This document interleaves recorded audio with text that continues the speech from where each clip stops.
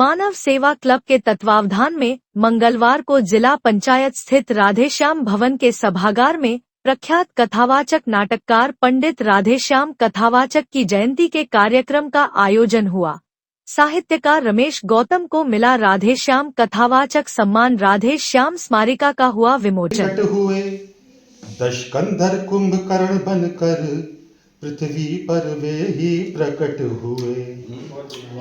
जग की छाती पर सोने की लंका में निश्चर रहता था, हरिनाम करना कहाँ। वो मैं प्रस्तुत कर रहा हूँ। पंडित राधे श्याम जी थे भारत की। होता तो ये बेबसी नहीं होती, हम करते नहीं प्रतिज्ञा ये तो ऐसी हंसी नहीं होती। अब तोड़े अपने प्रण को हम तो धर्महानि है, लज्जा है, पुत्री को कुंवारी रहना है, क्या करे हमारा बस क्या है। पंडित जी के बारे में अभी आपने विद्वानों की बहुत चर्चा सुनी और लगभग उनके साहित्य, उनकी रामायण, सभी नाटक, सभी के बारे में बहुत गहन चिंतन हुआ है। मैं तो उनके जीवन के बारे में दो चार बातें आपको बताना चाहूंगी। उन्होंने मेरे नाटक काल में लिखा है कि जब मेरा जन्म हुआ था पंडित बांकेलाल जी कथावाचक के यहाँ, तो मेरे सर के ऊपर छप्पर और एक कुआं था, बस यही मेरे पिता की संपत्ति थी। उसके बाद में उनकी जो शिक्षा हुई वो तीसरा दर्जा, उनके पिता ने कहा मैं नहीं पढ़ा पाऊंगा। आपने कहा कि वो स्त्री की स्वतंत्रता, उसकी शिक्षा, उसमें चेतना, इस सब के बहुत बड़े समर्थक थे।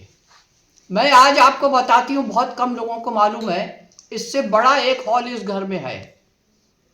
वहाँ पर उस जमाने में, आज से 60-70 साल पहले की बात है, यह हाई स्कूल इंटर नहीं होते थे, विद्या विनोदनी और प्रवेशिका, ये 2 कक्षाएं हुआ करती थी। वहाँ उन्होंने महिलाओं को बुलाया, अपने यहाँ उनकी पढ़ाई कराई और इम्तिहान कराया प्रवेशिका का और विद्या विनोदनी का। मेरी जो मदर थी वो गांव की महिला थी, 13 साल की उम्र में वो शादी हुई उनकी। उन्होंने यहाँ मास्टर रख के उनको शिक्षा दिलाई और वो हिंदी वगैरह लिख के और सब काम करने में बहुत निपुण हो गए। देख के तब घर से निकलते थे तो चाहे घंटा भर पहले जाएं, चाहे 1.5 घंटा पहले जाएं, वो पहले से महूर से जाते थे। जब वो स्टेशन पे पहुंचे तो मेरी दादी ने यह कहा अहिल्या द्वार है यहाँ पर, मैं उसके पंडित जी दर्शन करना चाहती हूँ। वो स्टेशन मास्टर के पास गए, अपना सामान रखा और अपना परिचय दिया और चले गए दिखाने उनको। जब वहां से दर्शन करा के लौटे तो आप ताज्जुब करेंगे, वहां हजूम इकट्ठा था स्टेशन पे। दुकानें बंद हो गई मार्केट की, स्कूल बंद हो गए, वहां भीड़ लग गई। उन्होंने कथा कही, सब प्रबंध हुआ। इसी बीच उनकी ट्रेन आ गई जिससे उन्हें जाना था, वो ट्रेन रुक गई। जितने यात्री थे वो आ गए कथा सुनने, गार्ड आ गए, टीटी आ गए, ड्राइवर आ गया। 45 मिनट ट्रेन लेट चली, कथा सबने सुनी। अब आप सोच सकते हैं कि क्या प्रसिद्धि थी उनकी और लोगों में क्या क्रेज था इस बात का कि हम पंडित जी की कथा सुने। नाटक जैसा कि आपने बताया सर, आज जो कार्यक्रम हुआ है उसके बारे में थोड़ा बताइए। वो आज पंडित राधेश्याम कथावाचक की 135वीं जयंती पर विचार गोष्ठी और सम्मान समारोह का आयोजन किया गया है, जो कि राधेश्याम भवन में हो रहा है। और इसकी अध्यक्षता उनकी प्रपौत्री शारदा भार्गव जी कर रही हैं और श्री रमेश गौतम जो गीतकार हैं उनका हम लोगों ने पंडित राधेश्याम कथावाचक के स्मृति में उनको सम्मानित किया है, जिसमें सम्मानित करने वालों में रंजीत पांचाले, प्रदीप माधवार, शारदा जी और इंद्रदेव त्रिवेदी और मधु वर्मा हैं, जिन लोगों ने इनका सम्मान किया।